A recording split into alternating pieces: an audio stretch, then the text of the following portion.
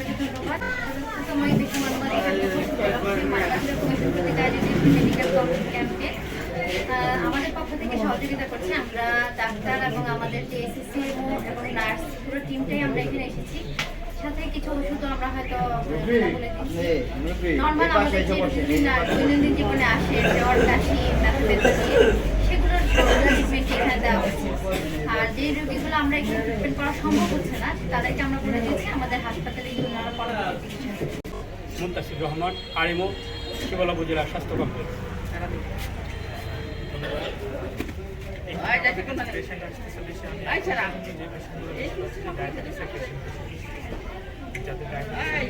এখানে একটা ভালো ব্যবস্থা তারা করেছেন, সেটা হচ্ছে যে ফ্রি ডায়াবেটিসটা চেক করে দিচ্ছেন এবং প্রেশারটা মেপে দিচ্ছেন।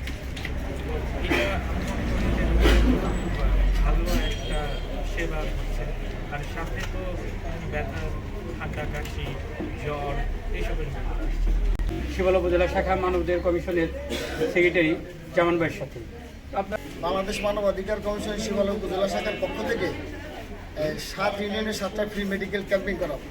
সেই ক্ষেত্রে আমাদের আজকে ৭৭তম বিশ্ব মানবাধিকার দিবস উদযাপন উপলক্ষে আমরা শিবালয় ইউনিয়নের ফ্রি মেডিকেল ক্যাম্পিংটা আজকে হাতে নিয়েছি।